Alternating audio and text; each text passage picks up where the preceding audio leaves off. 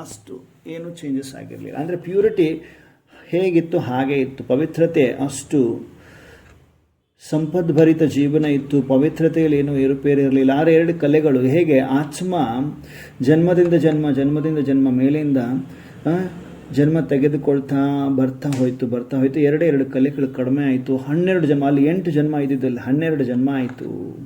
ಅಲ್ಲಿ 150 ವರ್ಷ ನಾವು ಜೀವನ ಮಾಡ್ತಾ ಇದ್ದಂಥ ದೇವಮಾನವರು ಇಲ್ಲಿ 125 ವರ್ಷ ಬದುಕಲಿಕ್ಕೆ ಸ್ಟಾರ್ಟ್ ಆಯಿತು. ಎರಡು ಕಲೆಗಳು ಯಾಕೆ ಕಡಿಮೆ ಆಯಿತು ಅಂದರೆ ಆತ್ಮ ಹೇಗೆ ಮೇಲೆಯಿಂದ ಹೈಯೆಸ್ಟ್ ಸ್ಟೇಜಿಂದ ಕೆಳಗಡೆ ಬರ್ತಾ ಅದರ ಒಂದು ತಾಕತ್ತು ಕಡಿಮೆ ಆಗ್ತಾ ಹೋಗ್ತದೆ, ಪ್ಯೂರಿಟಿ ಕಡಿಮೆ ಆಗ್ತಾ ಹೋಗ್ತದೆ.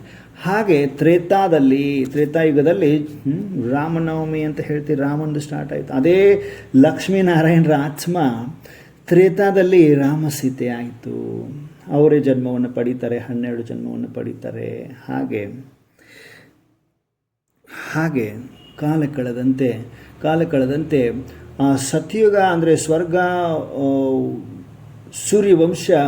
ಸೂರ್ಯವಂಶದಲ್ಲಿ 8 ಜನ್ಮ ಪಡೆದಂಥವರು ವಾಪಸ್ ಚಂದ್ರವಂಶ ಅಂದರೆ ತ್ರೇತಾಯುಗದಲ್ಲಿ 12 ಜನ್ಮಗಳನ್ನ ಪಡಿತೀವಿ.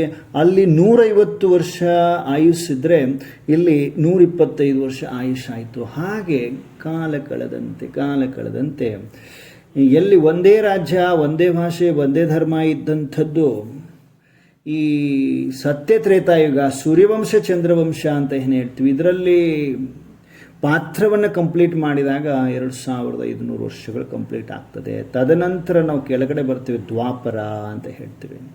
ದ್ವಾಪರ ಯುಗದಲ್ಲಿ ದ್ವಿ ಅಂತ ಹೇಳ್ತೀವಲ್ವ, ಅಲ್ಲಿ 2 ಕಂಪ್ಲೀಟ್ ಆಯಿತು, ಅನದರ್ 2 ಯುಗ ಇದೆ ಅಂತ ದ್ವಾಪರ ಅಂದರೆ. ಮತ್ತು ಅಲ್ಲಿ ಒಂದೇ ಧರ್ಮ, ಒಂದೇ ಭಾಷೆ, ಒಂದೇ ಧಾರಣೆ, ಒಂದೇ ಧರ್ಮ ಇರ್ತಿತ್ತು. ಆದರೆ ಎಲ್ಲಿ ಸತ್ಯ ತ್ರೇತಾಯುಗದಲ್ಲಿ ಒಂದೇ ಧರ್ಮ, ಒಂದೇ ರಾಜ್ಯ, ಒಂದೇ ಭಾಷೆ ಇರ್ತಿತ್ತು. ಆದರೆ ದ್ವಾಪರದಲ್ಲಿ ಬಂದಾಗ ನಿಧಾನವಾಗಿ ಏನಾಗ್ತಾ ಹೋಯಿತು ಅಂದರೆ, ನಾವೇ ದೇವಮಾನವರಿದ್ದಂಥವರು, ಪೂಜ್ಯರಿದ್ದಂಥವರು ಇಲ್ಲಿ ಏನಾಗ್ತಾ ಹೋಗ್ತದೆ, ನಾವು ಪೂಜೆಯನ್ನು ಮಾಡಲು ಆರಂಭಿಸ್ತೀವಿ. ಯಾಕಂದರೆ ಅಲ್ಲಿ 12 ಜನ್ಮ ತಗೊಳ್ಳುವಂಥವ್ರು ಸಡನ್ನಾಗಿ ಇಲ್ಲಿ ಡಬಲ್ ಆಯಿತು. ಜನ್ಮದ ಒಂದು ಪ್ರವೃತ್ತಿ ತೆಗೆದುಕೊಳ್ಳುವಂಥದ್ದು ಡಬಲ್ ಆಗುತ್ತೆ. ಎಲ್ಲಿ ದ್ವಾಪರದಲ್ಲಿ 21 ಜನ್ಮ ತಗೊಳ್ತೇವೆ ಆತ್ಮಗಳು. ಆತ್ಮ ಅಮರ ಅವಿನಾಶಿ, ಅಜರ ಅಮರ ಅವಿನಾಶಿ. ಇದಕ್ಕೆ ವಯಸ್ಸಾಗುವುದಿಲ್ಲ, ಇದನ್ನು ಸುಡ್ಲಿಕ್ಕಾಗಲ್ಲ, ಕಟ್ ಮಾಡಲಿಕ್ಕಾಗುವುದಿಲ್ಲ. ಇದಕ್ಕೆ ಸಾವಿಲ್ಲ. ಆತ್ಮ ಶರೀರ ಮಾತ್ರ ಈ ವಸ್ತ್ರವನ್ನು ಚೇಂಜ್ ಮಾಡ್ತಾ ಇರ್ತದೆ ಅಷ್ಟೇ, ಪಾತ್ರವನ್ನು ಅಭಿನಯಿಸಲು ಶರೀರವನ್ನು ಧಾರಣೆ ಮಾಡ್ಕೊಳ್ತದೆ ಆತ್ಮ. ಓಕೆ, ಸತ್ಯ ತ್ರೇತಾದಲ್ಲಿ ನಾವು ತಿಳಿದುಕೊಂಡಿರುವುದು 14 ಕಲಾ ಸಂಪನ್ನ ಇದ್ದಂಥವರು. ಅಲ್ಲಿ ಸತ್ವಪ್ರಧಾನ ಪ್ರಕೃತಿ ಇತ್ತು, ಮರ್ಯಾದ ಪುರುಷೋತ್ತಮರಾಗಿದ್ವಿ, ಬಂಗಾರದ ಮಹಲ್ಗಳಿತ್ತು, ಸುಖವೇ ಸುಖ, ಸಮೃದ್ಧಿ ಇತ್ತು. ಅಲ್ಲಿ ಪ್ರಾಣಿಗಳು, ಪಶು ಮತ್ತು ಹುಲಿ ಮತ್ತು ಜಿಂಕೆ ಒಂದೇ ಘಾಟಲ್ಲಿ ನೀರು ಕುಡಿತಾ ಇದ್ವು. ಬಹಳ ಅಲ್ಲಿ ದೇಹಾಭಿಮಾನ ಇರಲಿಲ್ಲ.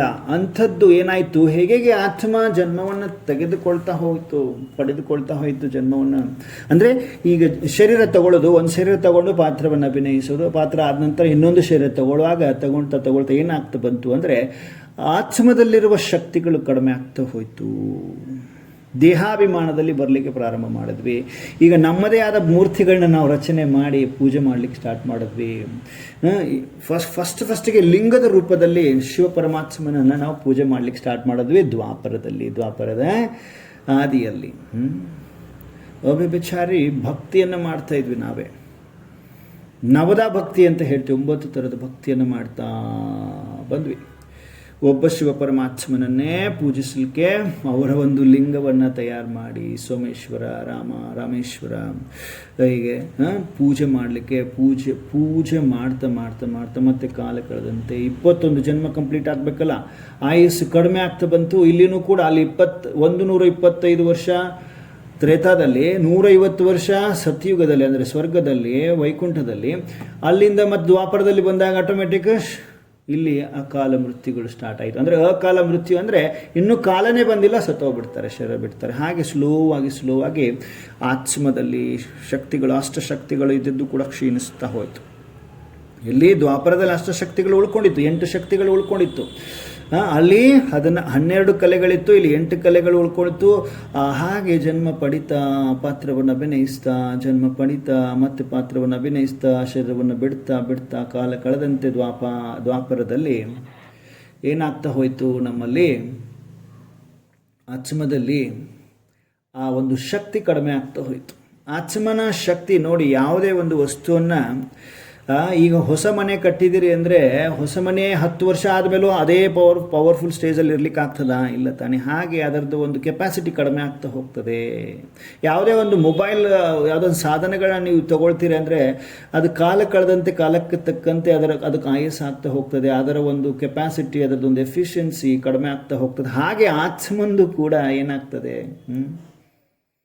ಆತ್ಮಂದು ಕೂಡ ಏನಾಗ್ತದೆ, ಆತ್ಮ ಜನನ ಮರಣಗಳಲ್ಲಿ ಬರ್ತಾ ಕಾಲ ಕಳೆದಂತೆ ಆತ್ಮ ಶರೀರವನ್ನು ತೆಗೆದುಕೊಂಡು ಪಾತ್ರವನ್ನು ಅಭಿನಯಿಸ್ತಾ ಮತ್ತೆ ಶರೀರವನ್ನು ಬಿಡ್ತಾ ಶರೀರವನ್ನು ತೆಗೆದುಕೊಳ್ತಾ ಹೀಗೆ ಆಗ್ತಾ ಇರುವಾಗ 21 ಜನ್ಮ ದ್ವಾಪರ ಯುಗದಲ್ಲಿ ತೆಗೆದುಕೊಳ್ತೇವೆ ನಾವು ಆತ್ಮಗಳೇ. ದ್ವಾಪರದ ಅಂತಿಮದಲ್ಲಂತೂ ಆತ್ಮದಲ್ಲಿರುವ ಶಕ್ತಿಗಳು ಆಲ್ಮೋಸ್ಟ್ ಕ್ಷೀಣಿಸಿ ಹೋಗ್ಬಿಡ್ತದೆ. ಆಲ್ಮೋಸ್ಟ್ ಕ್ಷೀಣಿಸಿ, ಅಟ್ಲೀಸ್ಟ್ ಅಲ್ಲಿ ಏನು ಮಾಡ್ತಾ ಇದ್ವಿ ನಾವು, ಭಕ್ತಿ ಮಾಡ್ತಾ ಇದ್ವಿ, ಭಕ್ತಿ ಮಾಡಲಿಕ್ಕೆ ಶುರು ಮಾಡಿದ್ವಿ, ಅಂಧಶ್ರದ್ಧೆ ಅದೆಲ್ಲ ಸ್ಟಾರ್ಟ್ ಆಯಿತು ದ್ವಾಪರ ಯುಗ. ಧರ್ಮ ಧಾರಣೆ, ನಾನು ನನ್ನದು ಆಗ್ತಾ ಬಂತು. ಧರ್ಮ ಧಾರಣೆ ಎರಡೇಳು ಆಗ್ತಾ ಬಂತು. ನನ್ನ ಧರ್ಮ ಬೇರೆ, ಧಾರಣೆ ಬೇರೆ, ಹಿಂಗೆ ಚೇಂಜ್ ಆಗ್ತಾ ಬಂತು. ಧರ್ಮ ಧಾರಣೆ, ಕರ್ಮಯೋಗಿ, ಕರ್ಮ ಬೇರೆ ಯೋಗ ಬೇರೆ ಆಗ್ತಾ ಬಂತು. ಅಲ್ಲಿ ಧರ್ಮ ಒಂದೇ ಇತ್ತು, ಕರ್ಮನೂ ಒಂದೇ ಇತ್ತು. ಎಲ್ಲಿ? ಸ್ವರ್ಗದಲ್ಲಿ. ದ್ವಾಪರದಲ್ಲಿ ಎಲ್ಲ ಡಬಲ್ ಆಗ್ತಾ ಬಂತು. ಕರ್ಮ ಬೇರೆ, ಯೋಗ ಬೇರೆ, ಧರ್ಮ ಬೇರೆ, ಧಾರಣೆ ಬೇರೆ ಆಗ್ತಾ ಬಂತು. ಮೋಹ, ಆಸೆ, ಆಸಕ್ತಿಗಳು ಶುರುವಾಯಿತು. ದೇಹದ ಬಂಧನದಲ್ಲಿ ಬರ್ತಾ ಬಂದ್ವಿ. ಎಲ್ಲಿ? ದ್ವಾಪರದಲ್ಲಿ ದೇಹದ ಬಂಧನದಲ್ಲಿ ಬರ್ಲಿಕ್ಕೆ ಶುರುವಾಯಿತು. ಆತ್ಮ ಅನ್ನೋದು, ನಾವು ಆತ್ಮಿಕ ಒಂದು ಆತ್ಮಾಭಿಮಾನ ಅನ್ನೋದು ಹೋಯಿತು, ದೇಹಾಭಿಮಾನದಲ್ಲಿ ಬರ್ಲಿಕ್ಕೆ ಶುರು ಮಾಡಿದ್ವಿ. ಭಕ್ತಿ ಮಾಡಲಿಕ್ಕೆ ಶುರು ಮಾಡಿದ್ವಿ. ಪವಿತ್ರತೆಯ ಶಕ್ತಿ, ಮನೋಶಕ್ತಿ, ಬುದ್ಧಿ ಕಡಿಮೆ ಆಗ್ತಾ ಬಂತು. ಕರ್ಮ ಅನ್ನೋದು ಸಪರೇಟ್ ಆಗ್ತಾ ಬಂತು. ಕರ್ಮ ಯೋಗ ಸಪರೇಟ್ ಆಗ್ತಾ ಬಂತು. ಎಷ್ಟೆಷ್ಟು ಆತ್ಮ ಅಪವಿತ್ರ, ಇಂಪ್ಯೂರ್ ಆಗ್ತಾ ಹೋಯಿತು, ಅಷ್ಟಷ್ಟು ಸಫರಿಂಗ್ ಜಾಸ್ತಿ ಆಯಿತು. ಕಷ್ಟ, ಕಲಹ, ಕ್ಲೇಶಗಳು ಶುರುವಾಯಿತು. ಹಾಗೆ ಕಲಿಯುಗದಲ್ಲಿ ಬರ್ತೇವೆ. ಕಲಹ ಕ್ಲೇಶಗಳ ಯುಗ ಅಂತ ಹೇಳ್ತಾರೆ. ಎಲ್ಲಿ ಆತ್ಮದಲ್ಲಿ ಕಂಪ್ಲೀಟ್ ಝೀರೋ ಶಕ್ತಿ ಎಲ್ಲ ಕ್ಷೀಣಿಸಿ ಹೋಗ್ಬಿಟ್ಟಿದೆ. ಇಲ್ಲಿ ಅಕಾಲ ಮೃತ್ಯುಗಳಾಗ್ತದೆ. ಭಯ ಬರಲಿಕ್ಕೆ ಶುರು ಆಯಿತು. ಮೃತ್ಯು ಅಂದ್ರೇ ಭಯ. ಮೊದಲು ಮೃತ್ಯು ಅಂದರೆ ನಾವು ಸ್ವರ್ಗದಲ್ಲಿ ಅಲ್ಲಿ ಸತ್ಯಯುಗದಲ್ಲಿ, ತ್ರೇತಾಯುಗದಲ್ಲಿ ಮೃತ್ಯು ಅಂದರೆ ಭಯ ಇರ್ತಿರ್ಲಿ. ಮೃತ್ಯು ಅಂದರೆ ಸಾವು. ಆ ಸಾವನ್ನು ನಾನು ಈಗ ಒಂದು ಬಟ್ಟೆ ಬದಲಿಸಿದಂತೆ ಬದಲಾಯಿಸ್ತಾ ಇದ್ದೆ. ಅಲ್ಲಿ ಯೋಗ ಬಲದಿಂದ ನನ್ನ ಜನ್ಮ ಆಗ್ತಾ ಇತ್ತು. ಈಸಿಯಾಗಿ ಬಿಡ್ತಾ ಇದ್ದೆ ಶರೀರವನ್ನು. ಮತ್ತೊಂದು ಶರೀರ ರೆಡಿ ಆಗ್ತಿತ್ತು, ಕಾಣಿಸ್ತಾ ಇತ್ತು. ಖುಷಿಯಿಂದ ಆ ಶರೀರನ ತೆಗೆದುಕೊಳ್ತಾ ಇದ್ದೆ. ಆದರೆ ಇಲ್ಲೇನಾಗ್ತಾ ಬಂತು ಕಲಿಯುಗದಲ್ಲಿ, ಮೃತ್ಯು ಅಂದರೆ ಇದನ್ನು ಬಿಡಬೇಕಲ್ಲಪ್ಪ ಅಂತ ದೇಹಾಭಿಮಾನದ ಸಿಕ್ಕಾಕೊಂಡ್ವಲ್ವಾ, ಇದನ್ನು ಬಿಡಬೇಕಲ್ವಾ ಅಂದ್ಬಿಟ್ಟು ಏನಾಗ್ತಾ ಬಂತು, ಭಯ ಸ್ಟಾರ್ಟ್ ಆಯಿತು. ಮೃತ್ಯು ಅಂದರೆ ಭಯ ಬರಲಿಕ್ಕೆ ಸ್ಟಾರ್ಟ್ ಆಯಿತು. ಆಮೇಲೆ ಇಲ್ಲಿ ಅಕಾಲ ಮೃತ್ಯುಗಳು ಸ್ಟಾರ್ಟ್ ಆಯಿತು. ಆಕ್ಸಿಡೆಂಟಲ್ ಡೆತ್ಸ್ ಶುರು ಆಗ್ತಾ ಬಂತು. ಆಕ್ಸಿಡೆಂಟಲ್ ಡೆತ್ಸು, ಅಕಾಲ ಮರಣ ಅಂತ ಹೇಳ್ತೀವಿ. ಇನ್ನೂ ಕಾಲ ಬಂದಿಲ್ಲ, ಅದರಲ್ಲೇ ಶರೀರ ಬಿಟ್ಬಿಡು ಸತ್ತು ಹೋಗೋದು ಆಗ್ತಾ ಇದೆ ಈಗ. ಯಾಕೆ ಅಂದರೆ ಆತ್ಮದಲ್ಲಿ ಇಂಪ್ಯೂರಿಟಿ, ಆತ್ಮನ ಒರಿಜಿನಲ್ ಗುಣಗಳೆಲ್ಲ ಕಡಿಮೆ ಆಗ್ತಾ ಬಂತು, ಶಕ್ತಿಗಳೆಲ್ಲ ಕಡಿಮೆ ಆಗಿಬಿಟ್ಟಿದೆ. ಹಾಗಾಗಿ ಅಕಾಲ ಮೃತ್ಯುಗಳು ಆಗ್ಲಿಕ್ಕೆ ಬಂತು. ಕರ್ಮಕ್ಕೆ ಅನುಗುಣವಾಗಿ ಮೃತ್ಯುಗಳು, ಅಕಾಲ ಅಂದರೆ ಕಾಲ ಇನ್ನೂ ಬಂದಿಲ್ಲ, ಆಗಲೇ ಸ್ಟಾರ್ಟ್ ಆಗ್ತಾ, ಅಂದರೆ ಸಾವುಗಳನ್ನು ಅನುಭವಿಸ್ಲಿಕ್ಕೆ ಸ್ಟಾರ್ಟ್ ಮಾಡಿದ್ವಿ. ಇಲ್ಲೇನಾಗ್ತದೆ, 42 ಜನ್ಮ ತಗೊಳ್ತೇವೆ. ಕಡಿಮೆ ಆಗ್ತಾ ಬಂತಂದ್ರೆ ಈಗ ಆಯಸ್ಸು ಕಡಿಮೆ, ಜನ್ಮಗಳು ಜಾಸ್ತಿ ಆಗ್ತಾ ಬಂತು. ನೋಡಿ, ಟೋಟಲ್ 84 ಜನ್ಮದ ಚಕ್ರದಲ್ಲಿ ನಾವು ಬರ್ತೇವೆ. ನಾವು ಅಂದರೆ ಯಾರು, ಆತ್ಮ ಬರ್ತದೆ, ಮತ್ತೆ ರಿಪೀಟ್ ಆಗ್ತದೆ. ಹೀಗೆ 5000 ವರ್ಷಗಳು ಒಂದು ಸೃಷ್ಟಿಯ ಕಲ್ಪ. 5000 ವರ್ಷಗಳವರೆಗೂ ಸೃಷ್ಟಿ ಚಕ್ರ ತಿರುಗತ್ತೆ. ಮತ್ತೆ ವಾಪಸ್ ಏನಾಗ್ತದೆ, ಈಗ ಸತ್ಯ ತ್ರೇತಾಯುಗ ದ್ವಾಪರದಲ್ಲಿ ಬಂದಂಥವ್ರು ಕಲಿಯುಗದಲ್ಲಿ ಬಂದಿದ್ವಿ. ಕಲಿಯುಗದಲ್ಲಿ ಆತ್ಮದಲ್ಲಿರುವ ಎಲ್ಲ ಕಲೆಗಳು ಕ್ಷೀಣಿಸಿ ಹೋಗಿದೆ. ಎಲ್ಲ ಕಲೆಗಳು ಹೋಯಿತು, ಖಾಲಿ ಆಯಿತು. ಪವಿತ್ರತೆ ಶಕ್ತಿ ಕಡಿಮೆ ಆಯಿತು. ಮನೋಶಕ್ತಿ, ಬುದ್ಧಿಶಕ್ತಿ ಎಲ್ಲ ಕಡಿಮೆ ಆಯಿತು. ಧರ್ಮಭ್ರಷ್ಟ ಎಲ್ಲ ಆಗ್ಲಿಕ್ಕೆ ಶುರು ಆಯಿತು. ಕಾರಣ ಏನಪ್ಪ ಅಂದರೆ suffering because of impurity. Purity ಇಲ್ಲದೆ ಇರುವ ಕಾರಣ. ನೋಡಿ, ಎಲ್ಲಿ ಪವಿತ್ರತೆ ಇರ್ತದೆ ಅಲ್ಲಿ ಸುಖ ಶಾಂತಿ ಇರ್ತದೆ. ಪವಿತ್ರತೆ ಇಲ್ಲದ ಹಾಗೆ ಆಯಿತು. ಆತ್ಮನ ಪ್ಯೂರಿಟಿ ಕಡಿಮೆ ಆಗ್ತಾ ಬಂದಂಗೆಲ್ಲ ಕಲಹ ಕ್ಲೇಶಗಳು ಜಾಸ್ತಿ ಆಯಿತು, ಡಿಪ್ರೆಷನ್ಸಲ್ಲಿ ಹೋಗ್ಲಿಕ್ಕೆ ಶುರು ಆಯಿತು. ಮತ್ತು ಆ ಕಾಲ ಮೃತ್ಯುಗಳು ಆಟೋಮೆಟಿಕ್ ಹೇಗೆ ಇನ್ನೂ ಕಾಲ ಬರದೇನೇ ಶರೀರ ಬಿಡಲಿಕ್ಕೆ ಶುರುವಾಯಿತು, ಸಾವುಗಳು ಬರಲಿಕ್ಕೆ ಸ್ಟಾರ್ಟ್ ಆಯಿತು. ಹೀಗೆ ದೇವಾತ್ಮ ಇದ್ದಂಥವರು ಮನುಷ್ಯಾತ್ಮರಾದ್ವಿ. ದೈವಿ ಗುಣಗಳ ಇತ್ತು ನಮ್ಮಲ್ಲಿ, ಎಲ್ಲ ದೈವಿ ಗುಣಗಳು ಹೋಗಿ ನಂದು ನನಗೇ ಬೇಕು, ಇನ್ನೊಬ್ಬರದು ನನಗೇ ಬೇಕು, ಮತ್ತೊಬ್ಬರನ್ನ ಕಂಡ್ರೆ ಆಗಿ ಬರದೇ ಇಲ್ಲ, ಹೀಗನಾದರೂ ಮಾಡಿ ಒಬ್ಬರನ್ನ ಅವರು ಚೆನ್ನಾಗಿದ್ದಾರೆ ಅಂದರೆ ಅವ್ರನ್ನ ಹೊಡೆದು ಬಿಸಾಕಿ ಅವರ ಪದವಿಯನ್ನು ಕಸಿದುಕೊಳ್ಳುವಂಥದ್ದಾಗಲಿ, ಇವೆಲ್ಲ ಸೀಟ್ಗಾಗಿ ಬಡದಾಟ, ಆಸ್ತಿಗಾಗಿ ಬಡದಾಟ, ಹೊಡೆದಾಟ ಶುರು ಆಗಿದೆ. ನಾವೆಲ್ಲರೂ ನೋಡಿದ್ದೀವಿ, ತಮ್ಮೆಲ್ರಿಗೂ ಗೊತ್ತಿದೆ ಅಲ್ವಾ. ಕಲಿಯುಗದಲ್ಲಿ ಏನು ನಡೀತಾ ಇದೆ? ಕಷ್ಟಗಳೇ ಕಷ್ಟಗಳು, ಜಗಳಗಳೇ ಜಗಳಗಳು, ಕಲಹ ಕ್ಲೇಶಗಳೇ ಕಲಹ ಕ್ಲೇಶಗಳು. ಈಗ ರಾಜನೀತಿಯಲ್ಲಿ ಆಗಲಿ, ಧರ್ಮದಲ್ಲಿ ಆಗಲಿ ಏನಾಗ್ತಾ ಇದೆ? ಕಲಹ ಕ್ಲೇಶಗಳಿದೆಯೋ ಇಲ್ಲೋ? ಎಲ್ಲರೂ ಒಪ್ತಿರಲ್ವಾ? ಹಾಗೆ ನಡೀತಾ ಇದೆ. ಈಗ ಇಲ್ಲೇನು ಮಾಡ್ಲಿಕ್ಕೆ ಶುರು ಮಾಡಿದ್ವಿ? ಪ್ರಕೃತಿಯನ್ನು ಪೂಜೆ ಮಾಡ್ಲಿಕ್ಕೆ ಶುರು ಮಾಡಿದ್ವಿ, ಮನುಷ್ಯರನ್ನು ದೇವರು ಅಂದ್ಕೊಳ್ಳಿಕ್ಕೆ ಶುರು ಮಾಡಿಬಿಟ್ವಿ. ಬುದ್ಧಿ ಇಲ್ವಲ್ಲ, ಆತ್ಮದಲ್ಲಿ ಪ್ಯೂರಿಟಿ ಇಲ್ಲ. ಹಾಗಾಗಿ ಮನುಷ್ಯ ಆತ್ಮಗಳನ್ನು ಕೂಡ ಇವರು ದೇವರು ದೇವರು ದೇವರು ದೇವರು ಅನ್ನಲಿಕ್ಕೆ ಶುರು ಮಾಡಿಬಿಟ್ವಿ. ಪರಮಾತ್ಮನನ್ನು ಮರೆತು ಬಿಟ್ವಿ. ಇವರು ದೇವರು ದೇವರು ಅಂದ್ಕೊಂಡು ಎಲ್ಲರನ್ನು ಪೂಜೆ ಮಾಡ್ಲಿಕ್ಕೆ ಕಾಲು ತೊಳೆದ ನೀರು ಕುಡಿಯೋಕ್ಕೆ ಸ್ಟಾರ್ಟ್ ಮಾಡಿಬಿಟ್ವಿ. ಮನುಷ್ಯರೇ ದೇವರೆಂದು ಶುರು ಮಾಡಿದ್ವಾ? ಪವಿತ್ರತೆಯ ಕಿರೀಟ ಹೋಗ್ಬಿಡ್ತದೆ ಇಲ್ಲಿಗೆ. ಎಲ್ಲಿ ಸತ್ಯದಲ್ಲಿ ಪವಿತ್ರತೆಯ ಒಂದು ಲೈಟ್ನ ಕಿರೀಟ ಇತ್ತು ನಮ್ಮಲ್ಲಿ. ಹೇಗೆ ಈಗ ಚಿತ್ರಗಳಲ್ಲಿ ತೋರಿಸಲಾಗ್ತದೆ, ಹಿಂದುಗಡೆ ಒಂದು ಲೈಟ್ನ ಬೆಳಕಿನ ಕಿರೀಟ ಇದೆ, ಅದು ಪವಿತ್ರತೆಯ ಲೈಟ್ನ ಕಿರೀಟ. ಆ ಪವಿತ್ರತೆಯಲ್ಲಿ ಕಂಪ್ಲೀಟ್ ಝೀರೋ ಆದಾಗ ಏನಾಗ್ತದೆ? ಜೀರೋ ಆದಾಗ, ಎಲ್ಲ ಆತ್ಮದಲ್ಲಿ ಶಕ್ತಿ ಕಡಿಮೆ ಆದಾಗ ಮಾತ್ರ ಕಲಹ ಕ್ಲೇಶಗಳು, ಈ ಟೆನ್ಷನ್ಸು, ಮತ್ತು ಮತ್ತೊಬ್ಬರು ಕಂಡ್ರೆ ಈರ್ಷೆ, ದ್ವೇಷ, ಮತ್ತು ಇನ್ನಿತರರನ್ನು ಕೊಲೆ ಸುಲಿಗೆ ಮಾಡುವ ಲೆವೆಲ್ಗೂ ಕೂಡ ಹೋಗಿದೆ. ಯಾಕಂದರೆ ಆತ್ಮದಲ್ಲಿ ತಾಕತ್ತಿಲ್ಲ, ಕನಿಕರದ ಶಕ್ತಿ ಇಲ್ಲ, ದಯಾಹೃದಯ ಇಲ್ಲ, ಏರುಪೇರು ಆಗ್ತಾ ಇದೆ. ಪವಿತ್ರತೆ ಕಿರೀಟ ಹೋಗ್ಬಿಟ್ಟಿದೆ. ಪ್ರಕೃತಿ ಪೂಜೆ ಮಾಡ್ಲಿಕ್ಕೆ ಶುರು ಮಾಡಿದ್ವಿ, ಮನುಷ್ಯರ ಪೂಜೆ ಮಾಡ್ಲಿಕ್ಕೆ ಶುರು ಮಾಡಿದ್ವಿ. ಹೌದು ಅಲ್ವೋ? ಭಕ್ತಿನೂ ಕೂಡ ಏನಾಗ್ತದೆ? ಆ ದ್ವಾಪರದ ಆದಿಯಲ್ಲಿ ಸ್ವಲ್ಪ ಭಕ್ತಿ ಅಟ್ಲೀಸ್ಟ್ ಸತೋ ಆಗಿರ್ತದೆ. ಹಾಗೆ ಸತೋ ರಜೋ ತಮೋ ಗುಣಿಯಲ್ಲಿ ಬಂದ್ಬಿಡ್ತದೆ. ಭಕ್ತಿನೂ ಕೂಡ ಸತೋ ರಜೋ ತಮೋ ಗುಣಿಯಲ್ಲಿ ಬಂದಿದೆ ಅಂದರೆ ಅರ್ಥ ಮಾಡಿಕೊಳ್ರಿ. ತಮೋ ಗುಣಿ ಅಂದರೆ ಮನುಷ್ಯರನ್ನು ಪೂಜೆ ಮಾಡುವುದು, ಪಶು ಪಕ್ಷಿಗಳನ್ನು ಬಲಿ ಕೊಡೋದು ಶುರುವಾಗ್ಬಿಟ್ಟಿದೆ. ಕಲಿಯುಗದ ಅಂತಿಮ ಸಮಯ, ಅಂತಿಮ ಚರಣದಲ್ಲಿ, ಅಂತಿಮ ಜನ್ಮದ ಅಂತಿಮ ಚರಣದಲ್ಲಿ ಇದ್ದೀವಿ ನಾವು. 84ನೇ ಜನ್ಮ ನಾನಾತ್ಮನಿಗೆ. ಸೊ ನಾನಾತ್ಮ 84ನೇ ಜನ್ಮದಲ್ಲಿದ್ದೀನಿ. 84ನೇ ಜನ್ಮ ಅಲ್ಲಿ ದ್ವಾಪರದಲ್ಲಿ 21 ಜನ್ಮ ತೆಗೆದುಕೊಂಡೆ. ಸತ್ಯುಗದಲ್ಲಿ 8 ಜನ್ಮ ಪಡೆದ್ವಿ, ತ್ರೇತಾಯುಗದಲ್ಲಿ 12 ಜನ್ಮ ಪಡೆದ್ವಿ, 20 ಪ್ಲಸ್ ದ್ವಾಪರದಲ್ಲಿ 21 ಜನ್ಮವನ್ನು ಪಡೆದಾಗ ಎಷ್ಟಾಯಿತು? 20, 21 ಟೋಟಲ್ 41 ಆಯಿತು. ನೆಕ್ಸ್ಟ್ ಕಲಿಯುಗದಲ್ಲಿ 42 ಜನ್ಮವನ್ನು ತಗೊಳ್ತೇವೆ. ಡಬಲ್ ಆಯಿತು. 21, 20, 42 ಆಯಿತು. ಕಲಿಯುಗದಲ್ಲಿ ಬಹಳ ಜನ್ಮಗಳನ್ನ ಪಡಿತೇವೆ. ಬೇಗನೆ ಜನನ, ಬೇಗನೆ ಮರಣ. ಕಲಿಯುಗದ ಹಾಗೆ ಆಗ್ತಾ ಇದೆ ಅಲ್ವಾ? ನೋಡಿ ಎಷ್ಟು ಹೆಂಗಿದ್ರು ಅವರು, ಹೋಗ್ಬಿಟ್ರು ಅಂತ ಹೇಳ್ತೀರಿ. ಕಾರಣ ಏನಾಗಿದೆ? ಮತ್ತು ಆತ್ಮಗಳು ಎಲ್ಲಿಂದ ಬರ್ತಾ ಇದ್ದವು? ಜನಸಂಖ್ಯೆಯ ಸ್ಫೋಟ ಎಲ್ಲಿಂದ ಆಗ್ತದೆ? ಜನಸಂಖ್ಯೆಗೆ ಎಷ್ಟು ಬರ್ತಾ ಇದ್ದಾವಲ್ಲ, ಎಲ್ಲಿಂದ ಬರ್ತಾ ಇದ್ದಾವೆ ಆತ್ಮಗಳು ಅಂದಾಗ, ಪರಮಧಾಮದಲ್ಲಿರುವಂಥ ಆತ್ಮಗಳು ಕಂಪ್ಲೀಟ್ ಯಾವಾಗ ಖಾಲಿ ಆಗೋಕ್ಕೆ ಬರ್ತದೆ, ಅದಕ್ಕೆ ಅಂತಿಮ ಚರಣ, ಅಂತಿಮ ಗಳಿಗೆ ಇದ್ರದ್ದು. ಈಗ ಹಿಸ್ಟ್ರಿ, ಜಿಯೋಗ್ರಫಿ ಏನಾಗ್ತದೆ?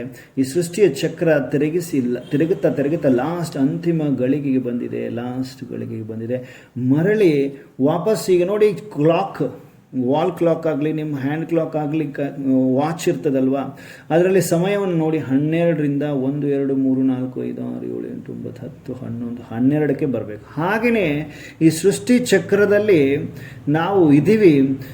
ಸೃಷ್ಟಿ ಆದಿಯ ಸಮಯದಲ್ಲಿ ಸತ್ಯ ತ್ರೇತಾಯುಗ ಇತ್ತು, ತ್ರೇತಾಯುಗ ಸತ್ಯ ಮುಗೀತು, ದ್ವಾಪರಯುಗ ಮುಗೀತು, ಕಲಿಯುಗ ಮುಗೀತಾ ಬಂತು. ಕಲಿಯುಗ ಮುಗಿದಾದ್ಮೇಲೆ ಏನು ಬರ್ತದೆ? ಮತ್ತೆ ಸತ್ಯಯುಗನೇ ಬರಬೇಕಲ್ವ, ಮತ್ತೆ ಸ್ವರ್ಗನೇ ಬರಬೇಕಲ್ವ. ಸೊ ಹಾಗೆ ಈಗ ಸ್ವರ್ಗ ಬರುವುದಿದೆ. ಸ್ವರ್ಗ ಬರುವುದಿದೆ ಅಂತ ಯಾರು ಹೇಳ್ತಾರೆ ನಮಗೆ? ಹಾಗೆ ಸುಮ್ಮನೆ ಕಥೆಗಳಲ್ಲಿ ಕೇಳ್ತಾ ಇದ್ದೀವಾ, ಪುರಾಣಗಳಲ್ಲಿ ಕೇಳ್ತಾ ಇದ್ದೀವಾ, ವೇದಶಾಸ್ತ್ರಗಳಲ್ಲಿ ಕೇಳ್ತಾ ಇದ್ದೀವಾ, ಅಥವಾ ಡೈರೆಕ್ಟ್ ಪರಮಾತ್ಮ ಬಂದಿದ್ದಾರೆ ಅಂತ ಬ್ರಹ್ಮಕುಮಾರಿ ಈಶ್ವರ ವಿಶ್ವವಿದ್ಯಾಲಯದಲ್ಲಿ ಹೇಳ್ತಾ ಇದ್ದಾರೆ? ಅದು ಹೇಗೆ ಅನ್ನುವುದನ್ನು ತಿಳಿದುಕೊಳ್ಳೋಣ. ಇದೆಲ್ಲ ನಾಲೆಜ್ ಎಲ್ಲಿಂದ ಸಿಕ್ತು ನಮಗೆ? ಡೈರೆಕ್ಟ್ ಪರಮಾತ್ಮ ಕಲಿಯುಗದ ಅಂತಿಮ ಸಮಯದಲ್ಲಿ ಆತ್ಮಗಳು ಅಲ್ದಾಡುವ ಸಮಯದಲ್ಲಿ, ಕಲಹ ಕ್ಲೇಶಗಳಲ್ಲಿ ಒದ್ದಾಡಿ ಸಿಲುಕಿ ಒದ್ದಾಡುವ ಸಮಯದಲ್ಲಿ ಪರಂಪಿತ ಪರಮಾತ್ಮನಾದ ಈಶ್ವರನು, ಮಹಾಜ್ಯೋತಿಯು, ಅಖಂಡ ಜ್ಯೋತಿಯಾದ ಈಶ್ವರ, ಜಾಗಂತಿ ಜ್ಯೋತಿಯಾದ ಪರಮಾತ್ಮನು ಪರಮಧಾಮ ಅಂದರೆ ತನ್ನ ವಾಸಸ್ಥಾನ ಅರ್ಥಾತ್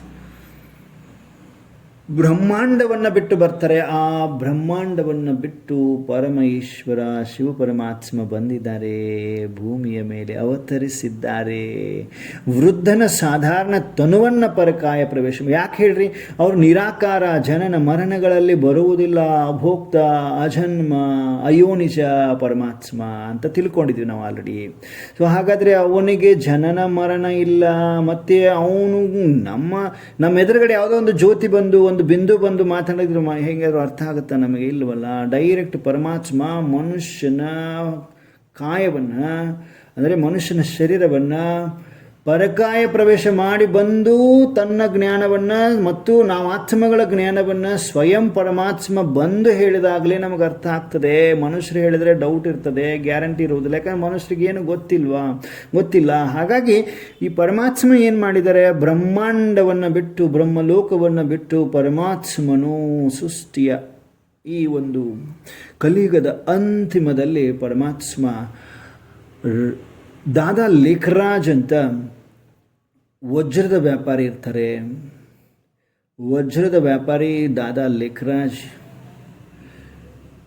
ಒಂದು ದಿನ ಅವರು ಬಹಳಷ್ಟು ಗುರುಗಳನ್ನು ಮಾಡಿಕೊಂಡಂಥವರು, ಬಹಳಷ್ಟು ಭಕ್ತಿಯಲ್ಲಿ ಮತ್ತು ಗೀತೆ ಅಂದರೆ ಬಹಳ ಇಷ್ಟ, ಬಹಳ ಪೂಜೆ ಪುನಸ್ಕಾರಗಳನ್ನ ಮಾಡ್ತಾ ಬಂದಂಥವರು ದಾದಾ ಲೇಖರಾಜ್ ಮರ್ಚೆಂಟ್. ಇವರು ವಜ್ರದ ವ್ಯಾಪಾರಿ ಇದ್ದರು.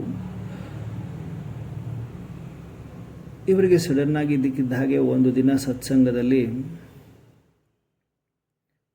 ಗುರುಗಳಿಗೆ ಬಹಳ ರೆಸ್ಪೆಕ್ಟ್ ಕೊಡ್ತಾ ಇದ್ರು. ಸತ್ಸಂಗದಲ್ಲಿ ಕುಳಿತುಕೊಂಡಿರ್ತಾರೆ. ಇದ್ದಕ್ಕಿದ್ದಂತೆ ಅವ್ರಿಗೇನೋ ಗೋಚಿದೆ, ತನ್ನಕ್ಕೆ ತಾನೇ ಎದ್ದುಬಿಟ್ಟು ಆ ಸತ್ಸಂಗದ ಮಧ್ಯೆ, ಸತ್ಸಂಗ ನಡೀತಾ ಇರ್ತದೆ, ಈಗ ಪುರಾಣ ಪವಾಡ ನಡೀತಾ ಇರ್ತದೆ, ಪುರಾಣಗಳು ನಡೀತಿದ್ದೆ. ಆ ಸಮಯದಲ್ಲಿ ನಾವು ಕುಳಿತುಕೊಂಡಿರ್ತೀವಲ್ಲ, ಹಾಗೆ ಅವರು ಸತ್ಸಂಗದಲ್ಲಿ ಕುಳಿತುಕೊಂಡು ಕೇಳ್ತಾ ಇರುವಾಗ ಅವರ ಒಂದು ಗುರುವಿನ ಎದುರುಗಡೆ ಕುಳಿತುಕೊಂಡರೂ ಕೂಡ ಯಾವತ್ತೂ ಆ ಥರ ಡಿಸ್ರೆಸ್ಪೆಕ್ಟ್ ಮಾಡದೇ ಅವರು ಎದ್ದಿರಲಿಲ್ಲ. ಪುರಾಣ ಮುಗಿಯೋವರೆಗೂ, ಪ್ರವಚನ ಮುಗಿಯೋವರೆಗೂ. ಇದ್ದಕ್ಕಿದ್ದಂತೆ ಸಡನ್ನಾಗಿ ಅವರು ಎದ್ದುಬಿಟ್ಟು ಒಳಗಡೆ ರೂಮಲ್ಲಿ ಹೋಗಿ ಕೂತ್ಕೊಳ್ತಾರೆ. ಆವಾಗ ದಾದಾ ಲೇಖರಾಜ್ ಅವರ ಪತ್ನಿ ಮತ್ತು ಅವರ ಸೊಸೆಗೆ ಹೇಳ್ತಾರೆ, ಯಾಕೋ ದಾದಾ ಲೇಖರಾಜ್ ಅವರು ಯಾವತ್ತೂ ಸತ್ಸಂಗದಲ್ಲಿ ಮಧ್ಯದಲ್ಲಿ ಎದ್ದಂಥವರೆಲ್ಲ ಎದ್ದು ಹೋಗ್ತಾ ಇದ್ದಾರೆ, ಯಾಕೆ ನೋಡು ಅಂತ ಅವರ ಸೊಸೆಗೆ ಹೇಳ್ತಾರೆ. ಅವರ ಸೊಸೆ ಹೋಗ್ತಾರೆ.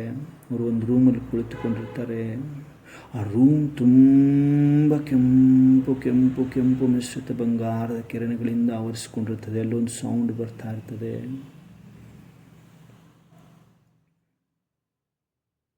ಶಿವೋಹಂ ಶಿವೋಹಂ ಈ ಒಂದು ಸೌಂಡ್ ಬರ್ತದೆ. ಮತ್ತು ದಾದಾ ಲೇಖರಾಜ್ ಅವರ ಮಸ್ತಕ ಕೆಂಪು ಮಿಶ್ರಿತ ಬಂಗಾರದ ಕಿರಣಗಳಿಂದ ಕೂಡಿರ್ತದೆ. ನಿರಾಕಾರ ಜ್ಯೋತಿ ಕಾಣಿಸ್ತದೆ. ಅವರ ಸೊಸೆಗೆ ಹೊರಗಡೆಯಿಂದನೇ ನೋಡ್ತಾರೆ, ಆಶ್ಚರ್ಯಚಕಿತರಾಗ್ತಾರೆ. ಆಶ್ಚರ್ಯ ಆಗ್ತದೆ. ತದನಂತರ ಏನಾಗ್ತದೆ, ಯಾಕೆ ಹಿಂಗಾಯಿತು ಅಂತಂದಾಗ ಪರಮಾತ್ಮ ನಿರಾಕಾರ ಜ್ಯೋತಿ ಅವರ ಶರೀರದಲ್ಲಿ ಬಂದು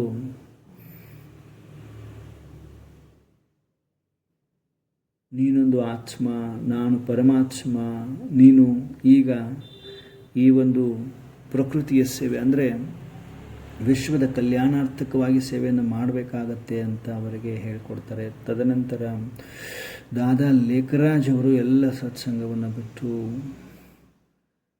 ಪರಮಾತ್ಮನಿಗೆ ತಮ್ಮ ಶರೀರವನ್ನು ಲೋನಾಗಿ ಕೊಡ್ತಾರೆ. ಅರ್ಥಾತ್ ಪರಮಾತ್ಮ ಆವಾಗವಾಗ ಅವರ ಶರೀರದಲ್ಲಿ ಬರ್ತಾರೆ. ಆವಾಗವಾಗ ಬಂದಾಗೆಲ್ಲ ಈ ಒಂದು ಜ್ಞಾನ ಬೋಧನೆಯನ್ನು ಮಾಡ್ತಾರೆ. ಆ ಜ್ಞಾನ ಬೋಧನೆಯೇ ನಾವೆಲ್ಲ ಓದ್ತಾ ಇರೋದು, ನೋಡ್ತಾ ಇರೋದು, ಪ್ರತಿನಿತ್ಯ ನಾವು ಅಭ್ಯಾಸ ಮಾಡ್ತಾ ಇರೋದು. ಪರಮಾತ್ಮ ನೋಡಿ ಯಾವಾಗ ಧರ್ಮದ ಗ್ಲಾನಿ ನಡೀತದೆ ಆವಾಗವಾಗ ನಾನು ಬರ್ತೇನೆ ಅಂತ ಹೇಳಿದ್ದಾರೆ ಪರಮಾತ್ಮ. ಗೀತೆಯಲ್ಲಿ ತಾವೆಲ್ಲರೂ ಕೇಳಿದಿರಿ. ಪರಮಾತ್ಮ ಈ ಸಮಯದಲ್ಲಿ ದಾದಾ ಲೇಖರಾಜ್ ಎಂಬ ವಜ್ರದ ವ್ಯಾಪಾರಿಯ ಶರೀರವನ್ನು ಲೋನಾಗಿ ತೆಗೆದುಕೊಳ್ತಾರೆ. ಆವಾಗಿನಿಂದ ನಾವೆಲ್ಲ ಮಕ್ಕಳನ್ನು ತನ್ನ ಜ್ಞಾನದಿಂದ ಸ್ವಯಂ ಆತ್ಮದ ಜ್ಞಾನವನ್ನು ಎಲ್ರಿಗೂ ಹೇಳ್ತಾ ಈ ರಾಜಯೋಗವನ್ನು ಕಲಿಸಲಿಕ್ಕೆ ಶುರು ಮಾಡ್ತಾರೆ, ಪ್ರಾರಂಭ ಮಾಡ್ತಾರೆ.